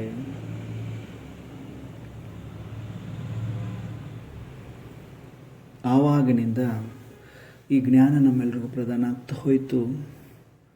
ಈಗ ಯಾರೆಲ್ಲ ನಾವು ಈಗ ಕುಳಿತುಕೊಂಡು ಕೇಳ್ತಾ ಇದ್ವಿ, ನಮ್ಮ ಸಮಯ ಈಗ ಬಂದಿದೆ. ಪರಮಾತ್ಮನ ಜ್ಞಾನದಿಂದ ಮೂರನೇ ನೇತ್ರವು ಓಪನ್ ಆಗಿದೆ. ಪರಮಾತ್ಮ ಈ ಜ್ಞಾನವನ್ನು ಡೈರೆಕ್ಟ್ ಪರಮಾತ್ಮನಿಂದ ಪಡೆದುಕೊಂಡಿರುವ ಕಾರಣ ನಾವೇ ಪದಂ ಭಾಗ್ಯಶಾಲಿಗಳಾಗಿದ್ದೇವೆ. ಸಿಕ್ಕವರಿಗೆಲ್ಲ ಸಿಗುವುದಿಲ್ಲ. ಪುಣ್ಯ ಆತ್ಮಗಳಿದ್ದೀರಿ, ಹಾಗಾಗಿ ನಮಗೆ ಈ ಜ್ಞಾನವು ಸಿಗ್ತಾ ಇದೆ, ಪ್ರಾಪ್ತಿ ಆಗ್ತಾ ಇದೆ. ಕೊನೆಗೂ ಏನಾಯಿತು, ಪರಮಾತ್ಮ ಇವರ ಶರೀರವನ್ನು ಪ್ರವೇಶ ಮಾಡಿದರು, ಲೋನಾಗಿ ತೆಗೆದುಕೊಂಡ್ರು. ಆತ್ಮ ಪರಮಾತ್ಮನ ಜ್ಞಾನವನ್ನು ಹೇಳಿಕೊಟ್ರು, ಸೃಷ್ಟಿ ಚಕ್ರದ ಬಗ್ಗೆ ಹೇಳಿಕೊಟ್ರು, ಭಾರತದ ಭೂಗೋಳ ಇತಿಹಾಸ ಬಗ್ಗೆ ಹೇಳಿಕೊಟ್ರು. ಇಷ್ಟೆಲ್ಲ ಹೇಳಿಕೊಟ್ಟಾದಮೇಲೆ ಈ ರಾಜಯೋಗ ಅಂದರೆ ಏನು ಅಂತ ಹೇಳಿಕೊಟ್ರು. ರಾಜಯೋಗದಿಂದ ಆಗುವ ಅಂದರೆ ಲಾಭಗಳೇನು ಪ್ರತಿಯೊಂದು ಹೇಳಿಕೊಟ್ರು. ಅಂತರ್ಮುಖತೆಯಲ್ಲಿ ಇದ್ದುಕೊಂಡು ಎಲ್ಲೂ ಹೊರಗಡೆ ಯಾವುದೇ ಈ ಎಕ್ಸ್ಟರ್ನಲ್ ಭಕ್ತಿಯ ಥರ ಮಾಡುವಂಥದ್ದು ಯೋಗ ಅಲ್ಲ ಇದು. ಎಲ್ಲೂ ಕಾಯಿ ಒಡೆಯುವ ಅವಶ್ಯಕತೆ ಇಲ್ಲ, ಕರ್ಪೂರ ಹಚ್ಚುವ ಅವಶ್ಯಕತೆ ಇಲ್ಲ, ಉದಿನ ಕಡ್ಡಿ ಹಚ್ಚುವ ಅವಶ್ಯಕತೆ ಇಲ್ಲ. ಇಲ್ಲಿ ಪರಮಾತ್ಮನನ್ನು ನಾವು ಮನೆಯಲ್ಲಿ ಕೂತ್ಕೊಂಡೇ ನೆನಪು ಮಾಡಬಹುದು. ಏನನ್ನೂ ಬಿಡುವ ಅವಶ್ಯಕತೆ ಇಲ್ಲ, ಜಂಗಲಿಗೆ ಹೋಗುವ ಅವಶ್ಯಕತೆ ಇಲ್ಲ, ಕರ್ಮ ಸನ್ಯಾಸಿ ಆಗೋ ಅವಶ್ಯಕತೆ ಇಲ್ಲ. ಕರ್ಮ ಸನ್ಯಾಸಿ ಅರ್ಥನೇ ಗೊತ್ತಿಲ್ಲ ಕೆಲವೊಬ್ಬರಿಗೆ. ಎಲ್ಲ ಕರ್ಮ ಇಲ್ಲ ಅಂದರೆ ಆತ್ಮ ನಾವು ಶರೀರದಲ್ಲಿ ಇಲ್ಲವೇ ಇಲ್ಲ ಅಂತ ಅರ್ಥ ಆಗ್ತದೆ. ಕರ್ಮ ಇದ್ದೇ ಇದೆ ಅಲ್ವಾ, ಕರ್ಮ ಸನ್ಯಾಸಿ ಮಾಡಲಿಕ್ಕೆ ಸಾಧ್ಯ ಇಲ್ಲ. ಹಾಗೆ ಪರಮಾತ್ಮ ಎಲ್ಲ ರಾಜಯೋಗದ ಬಗ್ಗೆ ಹೇಳ್ತಾ ಬಂದರು. ಹೇಗೆ ಪತಂಜಲಿಯಲ್ಲಿ ಅಷ್ಟಾಂಗ ಅಂತ ಹೇಳ್ತಾರೆ, ಅಷ್ಟಾಂಗ ಯೋಗ ಅಂತ ಹೇಳ್ತಾರೆ. ಯಮ ನಿಯಮ ಪ್ರಾಣಾಯಾಮ ಆಸನ ಪ್ರತ್ಯಾಹಾರ ಹೀಗೆ ಅಷ್ಟಾಂಗ ಅಂತ ಹೇಳ್ತೀರಿ. ಹಾಗೆ ಇಲ್ಲಿ ರಾಜಯೋಗದಲ್ಲೂ ಕೂಡ 4 ಅಂಗಗಳಿದೆ. ರಾಜಯೋಗದ ಆಧಾರ ಏನು, ಯಾವ ಆಧಾರದ ಮೇಲೆ ರಾಜಯೋಗ ಸ್ಪಷ್ಟ ಮಾಡ್ಕೋಬೋದು ನಾವು, ಅಂದರೆ ಪವರ್ಫುಲ್ ಆ ಒಂದು ಸ್ಟೇಜನ್ನು ಪಡೆದುಕೊಳ್ಬಹುದು ಅನ್ನೋದು ಕೂಡ ನಾವು ನೋಡ್ಬೋದು. ನೋಡಿ, ಈಗ ಅಷ್ಟಾಂಗಗಳನ್ನು ಕಂಪ್ಲೀಟ್ ಮಾಡಿದಾಗಲೇ ಅವಾಗ ಅದು ಫಿಸಿಕಲ್ ಯೋಗ ಆ ಒಂದು ಲೆವೆಲ್ಗೆ ಬರ್ತದೆ. ಅಂದರೆ ಆ ಒಂದು ಪ್ರಾಪ್ತಿ, ಹೈಯೆಸ್ಟ್ ಪ್ರಾಪ್ತಿಯನ್ನು ಪಡೆದುಕೊಳ್ಳಲಿಕ್ಕೆ ಸಾಧ್ಯ ಆಗ್ತದೆ. ಹಾಗೆ ಇಲ್ಲಿ ರಾಜಯೋಗದಲ್ಲಿ ಕೂಡ 4 ಸ್ತಂಭಗಳಿದೆ. ಒಂದು ಶುದ್ಧ ಅನ್ನ, ಇನ್ನೊಂದು ಬ್ರಹ್ಮಚರ್ಯ, ಸತ್ಸಂಗ, ದೈವಿ ಗುಣಗಳು. ಶುದ್ಧ ಅನ್ನ ಶುದ್ಧಿ ಆದರೆ ಮನಸ್ಸು ಶುದ್ಧಿ ಆಟೋಮೆಟಿಕ್ ಆಗುತ್ತೆ. ತಮ್ಮೆಲ್ಲರಿಗೂ ತಿಳಿದಂಥ ಜೈಸಾ ಅನ್ನ ವೈಸಾ ಮನ್ ಹೇಳ್ತೀವಿ ತಾನೆ. ಜೈಸಾ ಅನ್ನ ವೈಸಾ ಮನ್, ಹೇಗೆ ಅನ್ನ ಹಾಗೆ ಮನಸ್ಸು. ನಮ್ಮ ಅನ್ನವನ್ನು ಇಲ್ಲಿ ಒಂದು ನಾವು ಫಾಲೋ ಮಾಡಬೇಕಾಗಿರುವಂಥದ್ದು, ಏನು ಬಿಡುವಂಥದ್ದಿಲ್ಲ, ಏನು ಜಸ್ಟ್ ಫಾಲೋ ಮಾಡಬೇಕು. ಈ ಒಂದು ರಾಜಯೋಗದ ಅತ್ಯುನ್ನತ ಲೆವೆಲನ್ನು ರೀಚ್ ಆಗಬೇಕಂದ್ರೆ ಫಾಲೋ ಮಾಡಬೇಕಾಗಿರುವಂಥ 4 ಸ್ತಂಭಗಳು ಬಂದು ಶುದ್ಧ ಅನ್ನ. ಶುದ್ಧ ಅನ್ನ ಅಂದರೆ ಪರಮಾತ್ಮನ ನೆನಪಿನಲ್ಲಿದ್ದುಕೊಂಡು ಅನ್ನವನ್ನು ತಯಾರು ಮಾಡುವಂಥದ್ದು. ಪರಮಾತ್ಮನಿಗೆ ನೈವೇದ್ಯವನ್ನು ಕೊಟ್ಟು ಅಂದರೆ ಅವರಿಗೆ ಅರ್ಪಣೆ ಮಾಡಿ ತದನಂತರ ನಾನು ಸ್ವೀಕಾರ ಮಾಡುವಂಥದ್ದು. ಶುದ್ಧೀಕರಿಸಿ ಅನ್ನವನ್ನು ಸ್ವೀಕಾರ ಮಾಡುವಂಥದ್ದು. ಅವಾಗ ಆಟೋಮೆಟಿಕ್ ನನ್ನ ಕಾಮನೆಗಳು ಜೈಸಾ ಅನ್ನ ವೈಸಾ ಮನ್ ಹಾಗೆ ಆಗ್ತದೆ. ಹೇಗೆ ಅನ್ನ ಇದ್ದಂತೆ ಮನಸ್ಸಾಗ್ತದೆ. ಯಾರು ಅಡುಗೆಯನ್ನು ಮಾಡ್ತಾರೆ ಅವರ ಮನಸ್ಸು ಶುದ್ಧಿ ಇದೆಯಾ, ಶುದ್ಧಿ ಇಟ್ಟುಕೊಂಡು ಅನ್ನವನ್ನು ಮಾಡಿದಾಗ ಅವರ ಮನಸ್ಸಿನ ಪರಿಣಾಮಗಳು ನಮ್ಮ ಮನಸ್ಸಿನ ಮೇಲೆ ಯಾರು ಸ್ವೀಕಾರ ಮಾಡ್ತೀವಿ ಅವರು ನಮ್ಮ ಮೇಲೆ ಬೀಳ್ತದೆ. ಹಾಗೆಯೇ ಶುದ್ಧ ಅನ್ನವನ್ನು ನಾವು ಶುದ್ಧ ಮಾಡಿಕೊಂಡು ಪರಮಾತ್ಮನಿಗೆ ಅರ್ಪಣೆ ಮಾಡಿ ಪರಮಾತ್ಮನ ನೆನಪಿನಲ್ಲಿ ಸ್ವೀಕಾರ ಮಾಡೋದಕ್ಕೆ ಶುದ್ಧ ಅನ್ನ ಅಂತ ಹೇಳ್ತೀವಿ. ಇದನ್ನೊಂದು ಫಾಲೋ ಮಾಡಬೇಕು ನಾವು. ಶುದ್ಧ ಅನ್ನ ಮನೆಯಲ್ಲಿ ಪಾಸಿಬಲ್ ಇದೆಯಲ್ವಾ? ಹೇಗೆ ದೇವರುಗಳಿಗೆ ನೀವು ಭಕ್ತಿಯಲ್ಲಿ ಮಾಡ್ತಿರ್ತಾನೆ, ಈ ಅಮಾವಾಸ್ಯೆ ಹುಣ್ಣಿಮೆಗಳ ಸಮಯದಲ್ಲಿ ನೀವು ದೇವರಿಗೆ ಎಡೆ ಹಿಡಿತೀರಿ ಅಲ್ವಾ? ಎಡೆ ಹಿಡಿಯೋದು ಅಂತ ಹೇಳ್ತೀರಲ್ವಾ? ಆ ಕಡೆ ಏನು ಹೇಳ್ತೀರಿ? ನೈವೇದ್ಯ ಅಂತ ಹೇಳ್ತೀರಲ್ವಾ? ಹಾಗೆಯೇ ಎವ್ರಿ ಡೇ ಪ್ರತಿನಿತ್ಯ ನಾವು ಸ್ವೀಕಾರ ಮಾಡುವಂತಹ ಅನ್ನ, ನಾವು ತಯಾರು ಮಾಡ್ತಾ ಇರುವಂತಹ ಅನ್ನ, ಆ ಅನ್ನವನ್ನು ತಯಾರು ಮಾಡುವಾಗಲೂ ಕೂಡ ಪರಮಾತ್ಮನೊಂದಿಗೆ ನಮ್ಮ ಮನಸ್ಸು ಬುದ್ಧಿಯನ್ನು ಕನೆಕ್ಟ್ ಮಾಡಿದಾಗ ಆ ಪರಮ ಈಶ್ವರನಲ್ಲಿರುವ ಶಕ್ತಿ ಅನ್ನದಲ್ಲಿ ಸೇರಿಕೊಂಡು ಆ ಅನ್ನವನ್ನು ನಾವು ಪರಮಾತ್ಮನಿಗೆ ಅರ್ಪಣೆ ಮಾಡಿ ನಾವು ಅವರ ನೆನಪಿನಲ್ಲಿ ತಿನ್ನುವುದರಿಂದ ನಮ್ಮ ಮನಸ್ಸು ಅಂತರಾಳ ಶುದ್ಧಿ ಆಗ್ತಾ ಹೋಗ್ತದೆ. ಆ ಕಲಹ ಕ್ಲೇಶಗಳೇನಿದೆ, ಟೆನ್ಷನ್ಸ್ ಏನಿದೆ, ಆಂಗ್ಸೈಟಿ ಏನಿದೆ, ಸ್ಟ್ರೆಸ್ ಏನಿದೆ, ಅದು ಅನ್ನದಿಂದನೂ ಸರಿ ಹೋಗ್ತದೆ. ಆಮೇಲೆ ಏನಾಗ್ತದೆ, ನಮ್ಮ ಬುದ್ಧಿ ಸ್ವಚ್ಛ ಆಗ್ತಾ ಹೋಗ್ತದೆ, ಮನಸ್ಸು ಸ್ವಚ್ಛ ಆಗ್ತಾ ಹೋಗ್ತದೆ, ಏಕಾಗ್ರತೆ ಬರಲು ತೊಡಗ್ತದೆ. ಆಟೋಮೆಟಿಕ್ ನಮ್ಮ ರಾಜಯೋಗದ ಕನೆಕ್ಷನ್ನು ಕೂಡ ಪರಮಾತ್ಮನ ಲೆವೆಲ್ಗೆ ಹೋಗಲಿಕ್ಕೆ ಪ್ರಾರಂಭ ಆಗ್ತದೆ. ಹಾಗಾಗಿ ಶುದ್ಧ ಅನ್ನದ ಅವಶ್ಯಕತೆ ಇದೆ ಅಂತ ಹೇಳಿದರು ಪರಮಾತ್ಮ. ಇನ್ನೊಂದು ಬ್ರಹ್ಮಚರ್ಯ ಅಂತ ಹೇಳ್ತಾರೆ ನೋಡಿ. ಬ್ರಹ್ಮಚರ್ಯ ಅಂದರೆ ಪವಿತ್ರತೆ ಅಂತ ಹೇಳ್ತೀವಿ ನಾವು, ಪ್ಯೂರಿಟಿ ಅಂತ ಹೇಳ್ತೀವಿ. ಪ್ಯೂರಿಟಿ ಅಂದರೆ ನಮ್ಮ ವಾಣಿಯಲ್ಲಿ ಪ್ಯೂರಿಟಿ, ವಾಣಿಯಲ್ಲಿ ಪವಿತ್ರತೆ, ದೃಷ್ಟಿಯಲ್ಲಿ ಪವಿತ್ರತೆ, ವೃತ್ತಿಯಲ್ಲಿ ಪವಿತ್ರತೆ, ನಾವು ಮಾಡೋ ಕರ್ಮದಲ್ಲಿ ಪವಿತ್ರತೆ ಇರಬೇಕು, ನಮ್ಮ ಸಂಬಂಧ ಸಂಪರ್ಕದಲ್ಲಿ ಪವಿತ್ರತೆ ಇರಬೇಕು, ಸ್ವಪ್ನದಲ್ಲೂ ಕೂಡ ಪವಿತ್ರತೆ ಇರಬೇಕು. ಪವಿತ್ರತೆ ಬ್ರಹ್ಮಚರ್ಯ. ಇಲ್ಲಿ ದಾದಾ ಲೇಖರಾಜ್ ಅವರಿಗೆ ಪರಮಾತ್ಮ ಪ್ರಜಾಪಿತ ಬ್ರಹ್ಮ ಎಂದು ಹೆಸರನ್ನು ಕೊಡ್ತಾರೆ. ಅವರಿಗೆ ಪ್ರಜಾಪಿತ ಬ್ರಹ್ಮ ಅಂತ ಹೆಸರು ಕೊಟ್ಟಾಗ ಯಾವ ಆತ್ಮಗಳು ಈ ಜ್ಞಾನವನ್ನು ಪಡೆದುಕೊಳ್ತೀವಿ ನಮ್ಮ ಮರುಜೀವ ಆಗ್ತದೆ.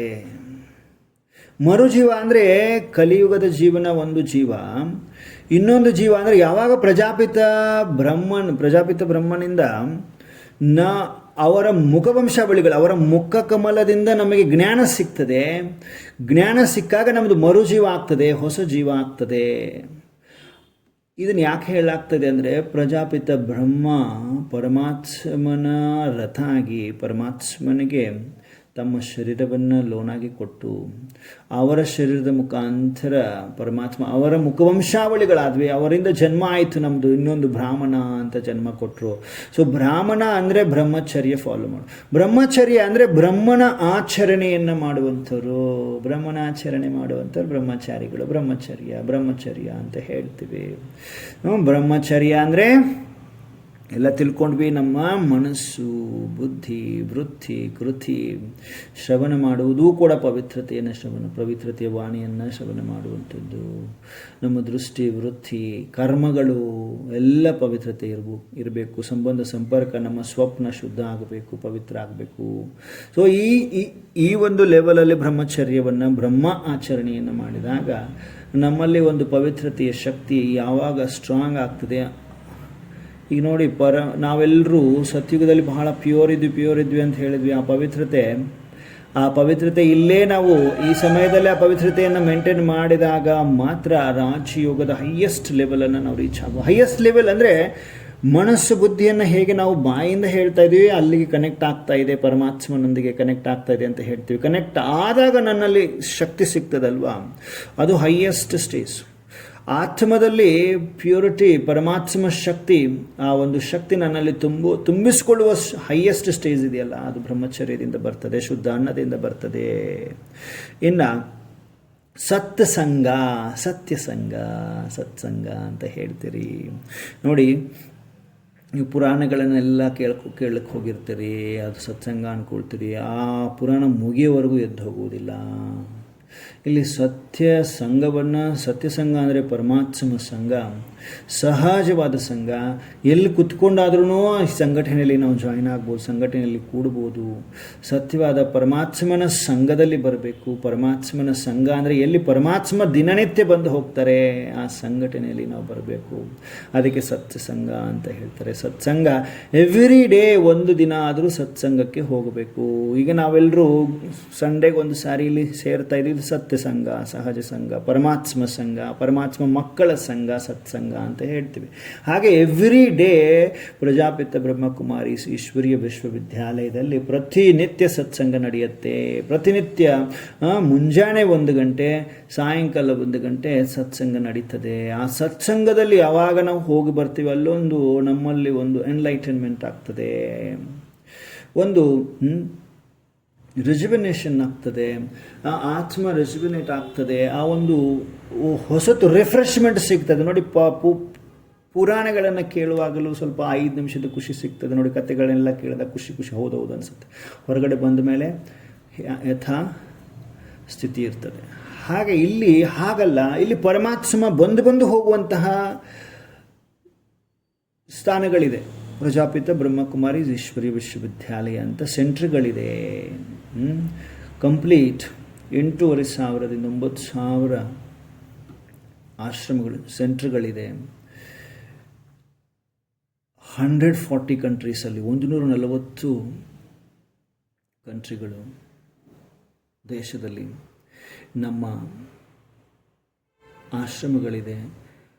ಆ ಪ್ರತಿಯೊಂದು ಆಶ್ರಮದಲ್ಲಿ ಪರಮಾತ್ಮ ಪರಮೇಶ್ವರ ಶಿವ ಪರಮಾತ್ಮ ಪ್ರತಿನಿತ್ಯ ಬ್ರಹ್ಮ ಮುಹೂರ್ತದಲ್ಲಿ ಬರ್ತಾರೆ. ಅಮೃತ ವೇಳೆ ಅಂತ ಹೇಳ್ತೀವಿ. ಆ ಸಮಯದಲ್ಲಿ ಬಂದು ಆ ಸ್ಥಾನಕ್ಕೆ ಶಕ್ತಿಯನ್ನು ತುಂಬಿ ಹೋಗ್ತಾರೆ.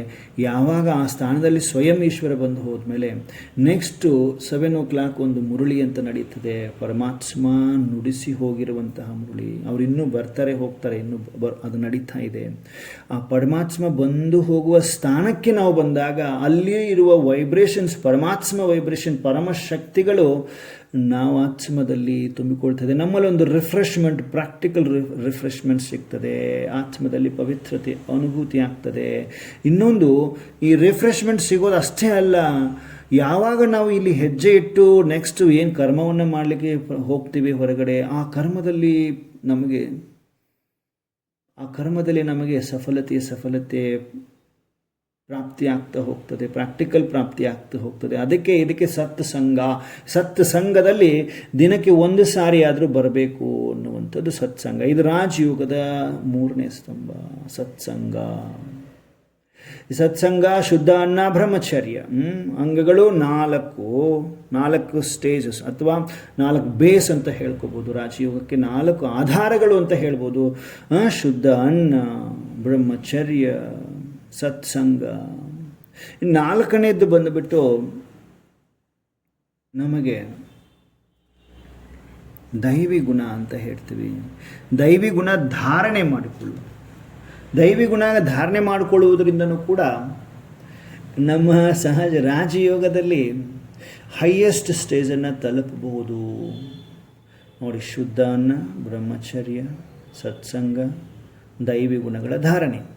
ದೈವಿ ಗುಣಗಳ ಧಾರಣೆ ಮಾಡಿಕೊಳ್ಳುವುದು ಹೇಗೆ ಪ್ರತಿಯೊಂದನ್ನು ತಿಳಿಸಲಾಗ್ತದೆ. ದೈವಿ ಗುಣಗಳಂದರೆ ಶ್ರೇಷ್ಠ ದೈವತ್ವ ಇರುವಂತಹ ಗುಣಗಳು. ಎಲ್ಲಿ ಸ್ವರ್ಗದಲ್ಲಿ ನಮ್ಮಲ್ಲಿ ಗುಣಗಳಿತ್ತು.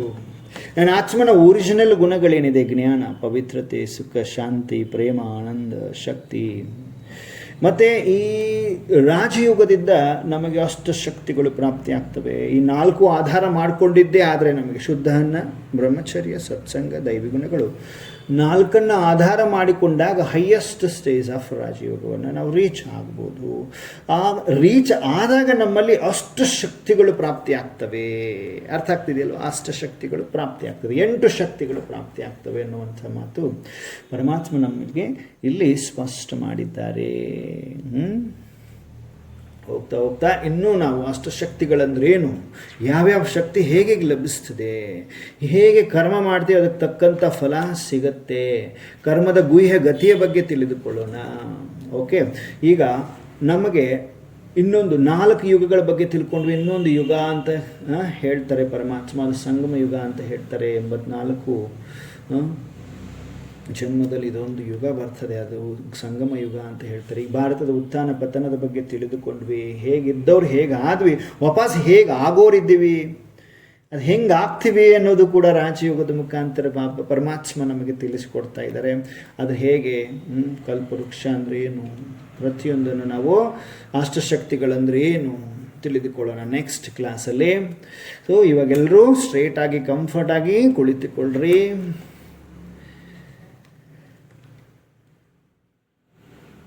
ಸ್ಟ್ರೇಟಾಗಿ ಕಂಫರ್ಟಾಗಿ ಕುಳಿತುಕೊಂಡಿದ್ದೇವೆ. ಎದುರುಗಡೆ ಫೋಕಸ್. ಇದು ಓಪನ್ ಐ ಮೆಡಿಟೇಷನ್. ಕಣ್ಣುಗಳು ಓಪನ್ ಇರಬೇಕು, ಸಂಕಲ್ಪಗಳು ದಿವ್ಯ ನೇತ್ರದಿಂದ ಪರಮಾತ್ಮನೊಂದಿಗೆ ಜೋಡಿಸುವುದು ಹೇಗೆ ಅನ್ನೋದನ್ನು ನಮಗೆ ಇಲ್ಲಿ ರಾಜಯೋಗದಲ್ಲಿ ಕಲಿಯುವಂಥದ್ದು. ಎಲ್ಲವೂ ಕಣ್ಣು ಮುಚ್ಕೊಂಡು ಮಾಡುವಂಥದ್ದಿದ್ದರೆ ಇಲ್ಲಿ ಕಣ್ಣನ್ನು ಓಪನ್ ಐ ಇಟ್ಕೊಂಡು ಮಾಡುವಂಥದ್ದು. ದೀರ್ಘ ಉಸಿರನ್ನು ತೆಗೆದುಕೊಳ್ಳಿ. ಓಂ, ಎಲ್ಲರೂ ಓಂ ಅಂತ ಹೇಳ್ರಿ. ಓಂ 3 times. ಓಂ ಶಾಂತಿ ಅಂತ ಹೇಳ್ರಿ. ನಾನಾತ್ಮ ಶಾಂತ ಸ್ವರೂಪನಾಗಿದ್ದೇನೆ. ಓಂ ಶಾಂತಿ. ನಾನಾತ್ಮ ಶಾಂತ ಸ್ವರೂಪನಾಗಿದ್ದೇನೆ. ಓಂ ಶಾಂತಿ. ನಾನಾತ್ಮ ಶಾಂತ ಸ್ವರೂಪನಾಗಿದ್ದೇನೆ. ಇವಾಗ ನಿಧಾನವಾಗಿ ಎರಡೂ ಕಣ್ಣುಗಳ ಮಧ್ಯದಲ್ಲಿ ನಾನೊಂದು ದಿವ್ಯ ಚೇತನ, ನಾನೊಂದು ದಿವ್ಯ ಚೇತನಾಗಿದ್ದೇನೆ, ಮಸ್ತಕ ಮಣಿಯಾಗಿದ್ದೇನೆ, ನಾನು ಆತ್ಮ ಆಗಿದ್ದೇನೆ, ಶಾಂತ ಸ್ವರೂಪನಾಗಿದ್ದೇನೆ, ಶಾಂತ ಸ್ವರೂಪನಾಗಿದ್ದೇನೆ. ಶಾಂತ ಸ್ವರೂಪನಾಗಿ ಈಗ ನಾನು ಆತ್ಮ ಹಣೆಯ ಮಧ್ಯದಿಂದ ಆಚೆ ಹೊರಟಿದ್ದೇನೆ. ಶರೀರವನ್ನು ಬಿಟ್ಟು ಆತ್ಮ ಜ್ಯೋತಿ ಹೊರಟಿದೆ ಆಕಾಶದತ್ತ. ಆಕಾಶದಲ್ಲಿ ಸೂರ್ಯ ಚಂದ್ರ ನಕ್ಷತ್ರ ತಾರಾಗಣವನ್ನು ಅಂತರ್ಚಕ್ಷುಗಳಿಂದ ನೋಡ್ತಾ ಇದ್ದೇನೆ. ಇನ್ನಷ್ಟು ಎತ್ತರಕ್ಕೆ ಹೋದಾಗ ಸೂಕ್ಷ್ಮ ಲೋಕ, ಸೂಕ್ಷ್ಮ ಲೋಕ, ಶಂಕರಪುರಿ, ಬ್ರಹ್ಮಪುರಿ, ವಿಷ್ಣುಪುರಿ ಅಂತ ಹೇಳ್ತೀರಿ. ಸೂಕ್ಷ್ಮ ಲೋಕದಲ್ಲಿ ದೊಡ್ಡದಾದ ಕ್ಯೂ ಇದೆ. ಬಹಳ ಜನಗಳು ನಿಂತಿದ್ದಾರೆ, ಸಾಲು ಸಾಲಾಗಿ ನಿಂತಿದ್ದಾರೆ. ಈ ಸಾಲು ಏನು ಎಂಬುದನ್ನು ನೋಡಲಿಕ್ಕೆ ನಾನೂ ಕೂಡ ಸಾಲಲ್ಲಿ ನಿಂತಿದ್ದೇನೆ, ಕ್ಯೂ ಅಲ್ಲಿ ನಿಂತಿದ್ದೇನೆ, ಪಂಕ್ತಿಯಲ್ಲಿ ನಿಂತಿದ್ದೇನೆ.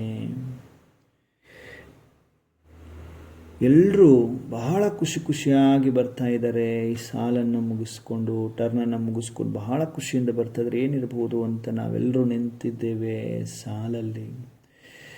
ಈಗ ನನ್ನ ಸರದಿ ಬರ್ತಾ ಇದೆ, ನನ್ನ ಟರ್ನ್ ಬಂದಿದೆ. ನನ್ನ ಎದುರುಗಡೆ ಪರಮಾತ್ಮ ಇದ್ದಾರೆ,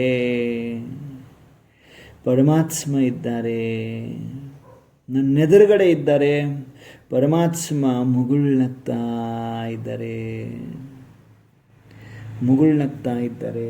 ಅವರ ವರದಾನದ ಹಸ್ತವನ್ನು ನನ್ನ ತಲೆ ಮೇಲೆ ಇಡ್ತಾ ಇದ್ದಾರೆ. ಎಲ್ಲರೂ ಅನುಭವ ಮಾಡಬೇಕು. ವರದಾನದ ಹಸ್ತವನ್ನು ನನ್ನ ತಲೆ ಮೇಲಿಟ್ಟು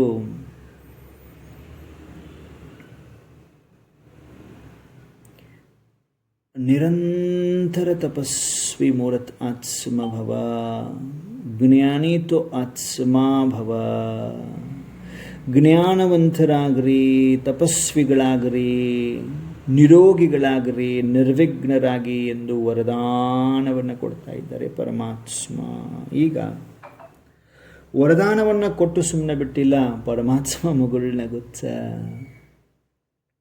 ನಮ್ಮೆಲ್ರಿಗೂ ಶೇಕ್ ಹ್ಯಾಂಡ್ ಮಾಡ್ತಾ ಇದ್ದಾರೆ. ನಾವೆಲ್ಲರೂ ಪರಮಾತ್ಮನಿಗೆ ಕೈ ಕುಲುಕ್ತಾ ಇದ್ದೇವೆ. ಈಗ ಪರಮಾತ್ಮನ ಕೈ ಟಚ್ ಮಾಡಿದಾಗ ನನ್ನಲ್ಲಾಗುವಂತಹ ವಿಚಿತ್ರ ಚೇಂಜಸ್ಸನ್ನು ಅನುಭವ ಮಾಡಬೇಕು. ಪರಮ ಈಶ್ವರ ಪರಮಾತ್ಮ ತನ್ನ ವರದ ಹಸ್ತಗಳನ್ನು ನನ್ನ ಕೈಗೆ ಕುಲುಕ್ತಾ ಇದ್ದಾರೆ. ಕೈ ಚಾಚಿ ಪರಮಾತ್ಮನಿಗೆ ಶೇಕ್ ಹ್ಯಾಂಡ್ ಮಾಡಿದ ತಕ್ಷಣವೇ ನನ್ನಲ್ಲೊಂದು ವಿಚಿತ್ರ ತಾಕತ್ತು, ಪವಿತ್ರತೆಯ ಆಭಾಮಂಡಲದ ಅನುಭೂತಿ ಆಗ್ತಾ ಇದೆ. ಲೈಟೇ ಲೈಟ್, ತೇಜೋಮಯ ತೇಜಸ್ವಿ ಲೈಟ್ನ ಅನುಭವ, ಶಾಂತಿಯ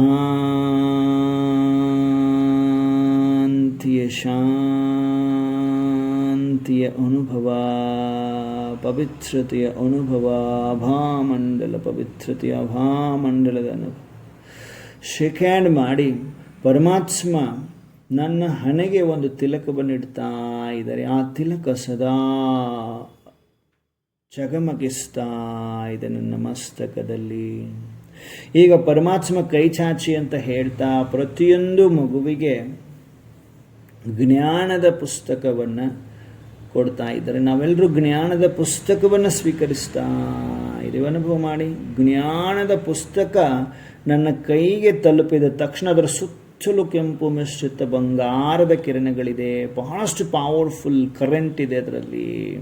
ಆ ಜ್ಞಾನದ ಪುಸ್ತಕವನ್ನು ಪಡೆದು, ತಿಲಕವನ್ನು ಪಡೆದು, ಈಗ ಪರಮಾತ್ಮ ಎಲ್ರಿಗೂ ಅಮೃತವನ್ನು ಕುಡಿಸ್ತಾ ಇದ್ದಾರೆ. ಎಲ್ಲರೂ ಆ ಮಾಡಿ ಪರಮೇಶ್ವರನಿಂದ ಪರಮ ಅಮೃತವನ್ನು ಸ್ವೀಕರಿಸ್ತಾ ಅಮರ ಭವ ಅಮರ ಭವ ಅಮರ ಭವ ವರದಾನವನ್ನು ಕೊಡ್ತಾ ಇದ್ದಾರೆ. ನಾವೆಲ್ಲರೂ ಅಮರಭವದ ವರದಾನ ತಿಲಕವನ್ನು ಪಡೆದು ಈ ಪವಿತ್ರತೆಯ ಪವರ್ಫುಲ್ ಜ್ಞಾನದ ಪುಸ್ತಕವನ್ನು ಈಶ್ವರನಿಂದ ಪ್ರಾಪ್ತಿ ಮಾಡಿಕೊಂಡು ಪರಮಾತ್ಮನಿಗೆ ಸತ್ಯ ಹೃದಯದಿಂದ ನಮಸ್ತೆ ಮಾಡಿ.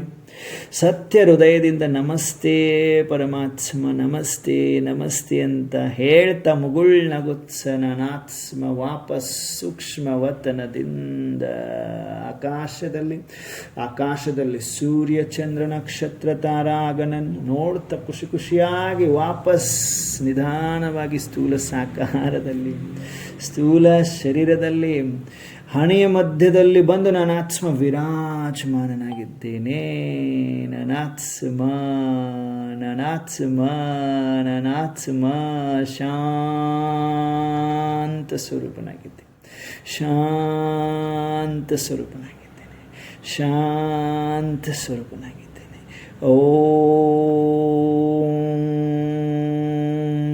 ಶಾಂತಿ. ಓಂ ಶಾಂತಿ. ಓಂ ಶಾಂತಿ. ಎಲ್ಲ ವಿಶೇಷ ರಚನೆಗಳಿಗೆ ಪರಮಾತ್ಮನ ಜ್ಞಾನವನ್ನು ಪಡೆಯುತ್ತಿರುವ ಪದಮಾಪದಂ ಭಾಗ್ಯಶಾಲಿ ಮಕ್ಕಳಿಗೆ ನಮಸ್ತೆ ನಮಸ್ತೆ ನಮಸ್ತೆ. ಕೋಟಿಯಲ್ಲಿ ಕೆಲವರಿಗೆ ಈ ಜ್ಞಾನ ಪ್ರಾಪ್ತಿಯಾಗ್ತದೆ. ಪುಣ್ಯಾತ್ಮಗಳಾಗಿದ್ದೀರಿ. ಪರಮಾತ್ಮನ ಜ್ಞಾನವನ್ನು ಪಡೆದುಕೊಳ್ಳಲು ಓಂ ಶಾಂತಿ, ಓಂ ಶಾಂತಿ, ಓಂ ಶಾಂತಿ, ಹರಿ ಶಾಂತಿ. ಎಲ್ರಿಗೂ ಓಂ ಶಾಂತಿ, ಶಾಂತಿ.